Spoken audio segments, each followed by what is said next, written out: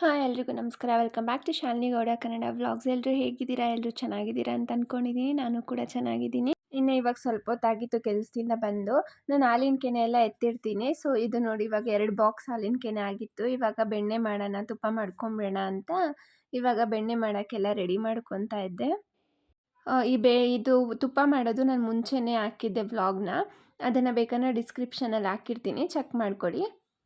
ತುಪ್ಪ ಮಾಡೋದು ಹೇಗೆ ಅಂತ ಮುಂಚೆನೇ ಮಾಡಿದ್ನಲ್ವಾ, ಅದಕ್ಕೆ ಇವತ್ತೇನು ಅಷ್ಟೊಂದು ಕ್ಲಿಯರಾಗಿ ಏನು ವೀಡಿಯೋ ತೊಗೊಂಡಿಲ್ಲ. ಆದರೂ ರೆಸಿಪಿ ವೀಡಿಯೋ ಏನು ನಾನು ಶೂಟ್ ಮಾಡ್ಕೊಂಡಿಲ್ಲ. ಸೊ ಇವಾಗ ಹಂಗೆ ಮಾಡ್ತಾಯಿದ್ದೀನಿ.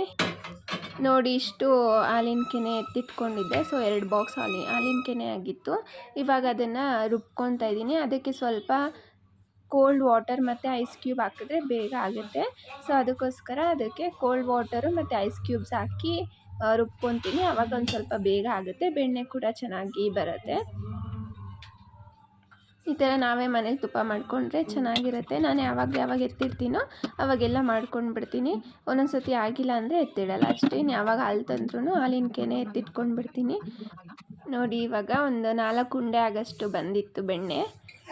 ನೋಡಿ ಎಷ್ಟು ಚೆನ್ನಾಗಿ ಬಂದಿದೆ ಅಂತ. ನೋಡಿ ಇಷ್ಟು ದಪ್ಪ ಬಂದಿತ್ತು ಒಂದೊಂದು ಉಂಡೆ. ಇವಾಗ ಅದನ್ನು ನೀಟಾಗಿ ಒಂದು ನಾರ್ಮಲ್ ಕೋಲ್ಡ್ ವಾಟರ್ ಹಾಕಿ ಇನ್ನೊಂದು ನಾರ್ಮಲ್ ವಾಟರ್ ಹಾಕಿ ಅದನ್ನು ನೀಟಾಗಿ ತೊಳ್ಕೊಂಡಿದ್ದೆ. ಇವಾಗ ಬೆಣ್ಣೆಗೆಲ್ಲ ಬೇಯಿಸ್ಕೊಂಡೆ. ನೋಡಿ ತುಪ್ಪ ಎಷ್ಟು ಚೆನ್ನಾಗಿ ಕುದೀತಾ ಇದೆ. ಇನ್ನು ತುಪ್ಪ ಎಲ್ಲ ಕುದಿದ ಮೇಲೆ 2 ಬಾಟಲ್ ಆಗೋಷ್ಟು ತುಪ್ಪ ಸಿಕ್ಕಿತ್ತು. ಇದೇನು ನಾವು ಬೇಗ ಖಾಲಿ ಮಾಡಿಬಿಡ್ತೀವಿ, ನಮ್ಮ ಮನೇಲಿ ಎಲ್ಲರೂ ತುಪ್ಪ ತಿಂತೀವಲ್ಲ, ಅದಕ್ಕೆ ಬೇಗ ಖಾಲಿಯಾಗಿ ಹೋಗ್ಬಿಡುತ್ತೆ. ನೋಡಿ 2 ಬಾಟಲಷ್ಟು ಚಿಕ್ಕ ಗಾಜಿಂದು ಇದಿತ್ತು, ಅದರಲ್ಲಿ ಹಾಕಿಟ್ಟಿದ್ದೀನಿ. ನೋಡಿ ಇಷ್ಟು ಬಂದಿತ್ತು. ಇನ್ನು ಫ್ರೈಡೇ ಮಾರ್ನಿಂಗ್ ಇದು. ಇವಾಗ ಬೆಳಿಗ್ಗೆ ತಿಂಡಿಗೋಸ್ಕರ ಬೀಟ್ರೋಟ್ ಪಲ್ಯ ಮಾಡ್ತಾಯಿದ್ದೀನಿ.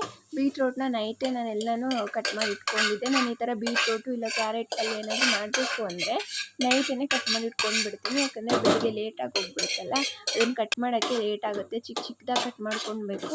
ಅದಕ್ಕೋಸ್ಕರ ನೈಟೇ ಕಟ್ ಮಾಡಿ ಇಟ್ಕೊಂಡ್ರೆ ಸ್ವಲ್ಪ ಈಸಿ ಆಗುತ್ತೆ ಎಲ್ಲನೂ ಮಾಡ್ಕೊಳಕ್ಕೆ. ಬೇಗ ಪಲ್ಯ ಕೂಡ ರೆಡಿಯಾಗಿ ಹೋಗ್ಬಿಡುತ್ತೆ. ಮತ್ತು ಚಪಾತಿ ಹಿಟ್ಟು ಅಷ್ಟೇ ನೈಟೇ ಮಿದ್ದಿಟ್ಕೊಂಡ್ಬಿಟ್ಟಿರ್ತೀನಿ. ಸೊ ಆವಾಗ ಬೆಳಿಗ್ಗೆ ಸ್ವಲ್ಪ ಬೇಗ ನಮಗೆ ತಿಂಡಿ ಕೂಡ ಮಾಡೋಕ್ಕಾಗುತ್ತೆ. ಈ ಥರ ಏನಾದರೂ ಹೆಚ್ಚಿಟ್ಕೊಳ್ಳೋದಿದ್ರೆ ನೈಟೇ ಮಾಡಿ ಫ್ರಿಜ್ಜಲ್ಲಿ ಇಟ್ಕೊಂಡ್ರೆ ಏನೂ ಆಗೋಲ್ಲ. ಎತ್ತಿಟ್ಕೊಂಡು ಅಡುಗೆ ಮಾಡ್ಕೊಂಬಿಡ್ಬೋದು ಬೆಳಗ್ಗೆ ಸ್ವಲ್ಪ ಈಸಿಯಾಗಿ. ಇವಾಗ ನೈಟ್ ತೊಳೆದಿದ್ದ ಪಾತ್ರೆ ಎಲ್ಲ ಇತ್ತು. ಸೊ ಅದಕ್ಕೋಸ್ಕರ ಅದನ್ನೆಲ್ಲ ಎತ್ತಿಟ್ಕೊತಾ ಇದ್ದೆ. ಇವತ್ತು ಫ್ರೈಡೇ ಆಗಿರೋದ್ರಿಂದ ಮನೆ ಕ್ಲೀನ್ ಮಾಡಿ ಪೂಜೆ ಮಾಡಿ ಹೋಗ್ಬೇಕಲ್ಲ, ಅದಕ್ಕೋಸ್ಕರ ಇವಾಗ ಮನೆಯೆಲ್ಲ ಗುಡಿಸ್ಕೊಂಡು ಒರೆಸ್ಕೊಬೇಕು. ಇವಾಗ ಮನೆಯೆಲ್ಲ ಗುಡಿಸ್ತಾ ಇದ್ದೀನಿ. ಇನ್ನು ಮನೆ ಗುಡಿಸಿ ಒರೆಸಿ ಎಲ್ಲ ಆಯಿತು. ಫ್ರೆಶ್ ಅಪ್ ಆಗಿ ನಾನು ಇವಾಗ ದೇವ್ರ ಪೂಜೆ ಎಲ್ಲ ಮುಗಿಸ್ಕೊಂಡೆ. ನೋಡಿ ಫ್ರೈಡೇ ದೇವ್ರ ಪೂಜೆ ಎಲ್ಲ ಆಯಿತು. ಇವಾಗ ನಾನು ಕೂಡ ಕೆಲಸಕ್ಕೆ ಹೊರಡಬೇಕು. ರೆಡಿ ಆಗಿಬಿಟ್ಟು ಇವಾಗ ಕೆಲ್ಸಕ್ಕೆ ಹೊರಡ್ತಾ ಇದ್ದೀನಿ. ಇನ್ನೂ ಹೇರ್ ಡ್ರೈ ಕೂಡ ಮಾಡ್ಕೊಳಕ್ಕಾಗಿಲ್ಲ, ಟೈಮಾಗಿ ಹೋಗ್ಬಿಟ್ಟಿತ್ತು ಸ್ಕೂಲ್ಗೆ ಹೋಗೋಕ್ಕೆ. ಸೊ ಅದಕ್ಕೆ ಹಂಗೆ ಹೋದೆ. ಇನ್ನು ಇವತ್ತು ಚಾಕ್ಲೇಟ್ ಡೇ ಇತ್ತು ಸ್ಕೂಲಲ್ಲಿ, ಅದಕ್ಕೋಸ್ಕರ ಸ್ವಲ್ಪ ಪೆಂಡಿಂಗ್ ಇತ್ತು ವರ್ಕ್. ಅದನ್ನು ಬೆಳಗ್ಗೆ ಬೇಗ ಎಲ್ಲರೂ ಬಂದು ಮುಗಿಸ್ಕೊಂಡು ಬಿಡ್ತೀವಿ. ನೋಡಿ ಇದು ಚಾಕ್ಲೇಟ್ ಬೋರ್ಡ್ನ ನೆನ್ನೆನೇ ರೆಡಿ ಮಾಡಿಟ್ಟಿದ್ದು. ಇನ್ನು ಕ್ಲಾಸ್ ರೈಮ್ಸ್ ಎಲ್ಲ ಹೇಳ್ಕೊಟ್ಟು ಎಲ್ಲ ಕ್ಲಾಸ್ ಎಲ್ಲ ಮುಗಿಸಿ ಇವಾಗ ಚಾಕ್ಲೇಟ್ ಡೇ ಸೆಲೆಬ್ರೇಷನ್ ಕೂಡ ಮಾಡಿದೆ. ಇವತ್ತು ನನ್ನದೇ ಇತ್ತು. ಇನ್ನು ಸೆಲೆಬ್ರೇಷನ್ ಎಲ್ಲ ಮುಗಿಸ್ಕೊಂಡು ಮಕ್ಕಳು ಕೂಡ ಹೊರಟು. ಇನ್ನು ಮಕ್ಕಳೆಲ್ಲ ಹೊರಟ್ಮೇಲೆ ನಮ್ಮದು ಲಂಚ್ ಬ್ರೇಕು. ಸೊ ಇವಾಗ ಲಂಚ್ ಮಾಡೋಕ್ಕೆ ಎಲ್ಲರೂ ಕುತ್ಕೊಂಡು ಲಂಚ್ ಎಲ್ಲ ಮುಗಿಸ್ಕೊಂಡು ನಾನು ಕೂಡ ಕೆಲಸ ಎಲ್ಲ ಮುಗಿಸ್ಕೊಂಡು ಮನೆಗೆ ಬಂದೆ. ಇನ್ನು ಮನೆಗೆ ಬಂದಮೇಲೆ ನಮ್ಮ ಅತ್ತೆ ಬಟ್ಟೆ ಎಲ್ಲ ಒಗ್ದು ಹಾಕಿದ್ರು. ಇವಾಗ ಅದನ್ನೆಲ್ಲನೂ ಒಣಗಾಕ್ತಾ ಇದ್ದೀನಿ. ಇನ್ನು ಅಲ್ಲಿ ಕೆಲಸ ಎಲ್ಲ ಮುಗಿಸ್ಕೊಂಡು ಬಂದು ಫಸ್ಟು ಏನಿರುತ್ತೆ ಕೆಲಸ ಅದನ್ನು ಮುಗಿಸ್ಕೊಂಡು ಬಿಡ್ತೀನಿ. ಆಮೇಲೆ ನಾನು ಹೋಗಿ ಫ್ರೆಶ್ ಅಪ್ ಆಗೋದು. ಫಸ್ಟು ಇದನ್ನು ಒಣಗಾಕ್ಬಿಡೋಣ ಅಂತ ಒಣಗಾಕ್ತಾಯಿದ್ದೆ. ಯಾಕಂದರೆ ಮಳೆ ಎಲ್ಲ ಬಂದುಬಿಟ್ರೆ ಬೇಗ ಒಣಗೋದೇ ಇಲ್ಲ ಬಟ್ಟೆ. ಆದಷ್ಟು ಎಷ್ಟು ಬೇಗ ಹಾಕ್ತೀವೋ ಅಷ್ಟು ಬೇಗ ಒಣಗ್ಕೊಳ್ಳುತ್ತೆ.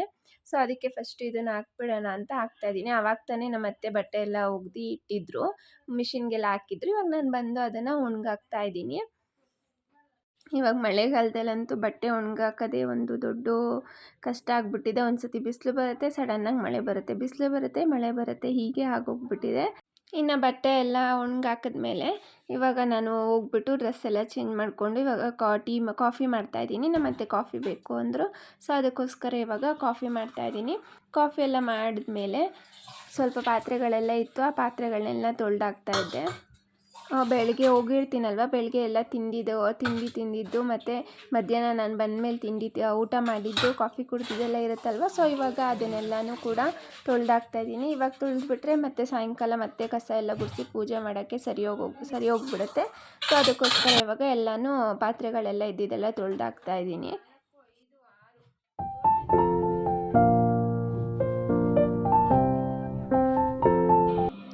ಇವಾಗ ಸಂಜೆ ಆಯಿತು. ಇವಾಗ ಬಾಕ್ಲಿಗೆ ಬೆಳಗ್ಗೆ ಎಲ್ಲ ರಂಗೋಲಿ ಹಾಕಿದ್ನಲ್ಲ, ಇವಾಗ ಮತ್ತೆ ನೀರು ಸ್ವಲ್ಪ ಚಿಮುಕ್ಸ್ತಾ ಇದ್ದೀನಿ.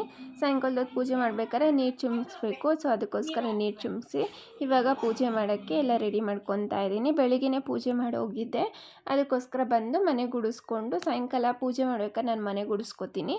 ಮನೆಯೆಲ್ಲ ಗುಡಿಸ್ಕೊಂಡು ಇವಾಗ ಪೂಜೆ ಕೂಡ ಮಾಡ್ತಾಯಿದ್ದೀನಿ.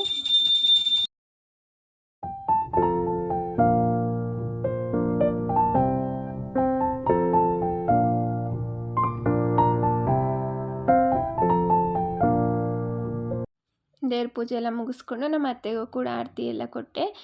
ಇನ್ನು ಇಷ್ಟೇ ಇವತ್ತಿನ ವ್ಲಾಗು. ನಿಮಗೇನಾದರೂ ಈ ವ್ಲಾಗ್ ಇಷ್ಟ ಆಗಿದರೆ ಪ್ಲೀಸ್ ಲೈಕ್ ಮಾಡಿ, ಶೇರ್ ಮಾಡಿ ಮತ್ತು ಸಬ್ಸ್ಕ್ರೈಬ್ ಮಾಡ್ಕೊಳ್ಳಿ. ಇನ್ನೂ ಯಾರ್ಯಾರು ನನ್ನ ಚಾನಲ್ನ ಸಬ್ಸ್ಕ್ರೈಬ್ ಮಾಡ್ಕೊಂಡಲ್ಲೇ ನೋಡ್ತಾ ಇದ್ದೀರಾ, ಪ್ಲೀಸ್ ಸಬ್ಸ್ಕ್ರೈಬ್ ಮಾಡ್ಕೊಳ್ಳಿ. Thanks for watching this video. ಸಿಗ್ತೀನಿ ಇನ್ನೊಂದು ಹೊಸ ವ್ಲಾಗ್ ಜೊತೆ. Thanks for watching. ಬಾಯ್.